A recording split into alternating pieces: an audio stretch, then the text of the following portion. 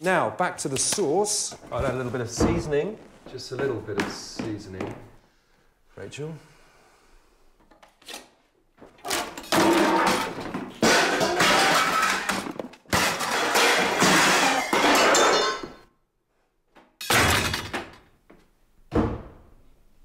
Well, today's lesson. The importance of durable Kohler cast iron sinks. And honesty is the best policy.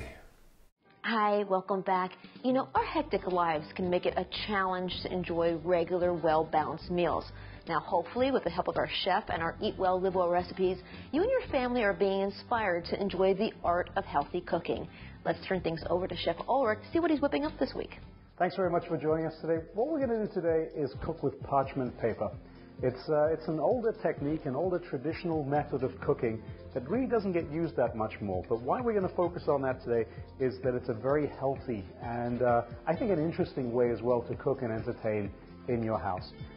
Before we do that, I'm just going to, because one of the ingredients that we're going to be using is sesame seeds. When you buy sesame seeds in the store, they haven't been toasted yet. And what you want to do is just toast those.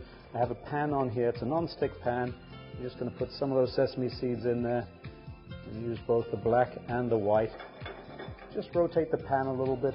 Turn this down to a nice low heat at this point, and the residual heat from the pan will just start toasting all the oils that are in these sesame seeds. There we go. Just keep that rotating, keep that moving. You can see some of the blonde sesame seeds are turning brown already.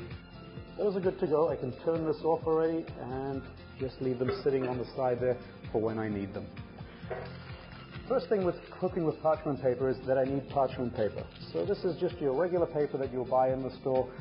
What I've done is I've cut a large sheet in half, folded that in half again, and then I'm just going to cut this into a round shape. And again, visualize how big the piece of protein that you're working with, and today we're going to be working with halibut over here. So visualize how big it's going to be and probably make it about 3 to 4 times bigger than you need. We have our piece of parchment paper. I'm going to open it up. We've got the fold down the middle here, and keep an eye on that because that's important as to where we place our ingredients as we're cooking with parchment paper. We'll take a little bit of spray. Just spray that down there so that what we're cooking in here doesn't stick. Right, we're going to take some Napa cabbage, and we're just going to slice some of this Napa cabbage. And we're going to use this Napa cabbage as a bed to put our protein on. It'll cook on this, and then we'll obviously eat that later on as well. So pushing it up against the edge of the fold like this, put down your Napa cabbage, and you just want enough to put your fish on top. Take a piece of halibut, and this is a beautiful fresh piece of halibut. It should smell of the ocean, but not smell like old fish. So you definitely want a little bit of that sea salt in there. Take some of the ginger, put it over the top of the fish. A little extra of the ginger onto the side of the cabbage here. Will make that Napa cabbage much more flavorful. A little bit of salt, some fresh ground pepper. We're also going to take some scallions, and again, just tap them on the bias over the top. And at this point now, take some sesame oil and very gently just pour a little bit over the top. Take the parchment paper like this, a little bit of the sesame seed, a spoon. These are still warm, so don't pick them up with your hand. And some of those sesame seeds over the top. So fold over the parchment sheet like that, over the top of the fish. And then slowly start to crimp the paper. What I'm doing is I'm folding the paper in and over on itself. There we go. All the way around. And then at the end of it, just take your fingers, push this down well. What you're trying to do is create a seal. Put that onto a baking pan, and we're going to pop this in the oven here.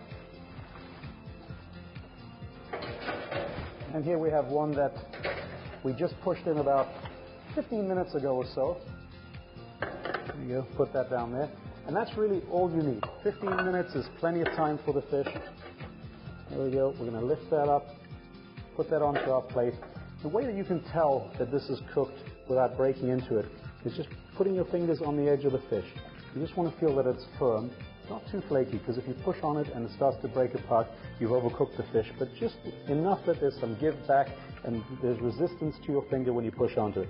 At that point now, cut open the parchment paper, some of that steam will come out. Smell that. That is lovely, fresh fish. Just open that up, and there we go. You eat that right out of the parchment paper like that. All the juices, all the aromats, all those fresh flavors are kept inside that fish. If you missed jotting this recipe down, you can catch it again on our show's website, yourlifetv.com. You can find our entire Eat Well, Live Well recipe library online.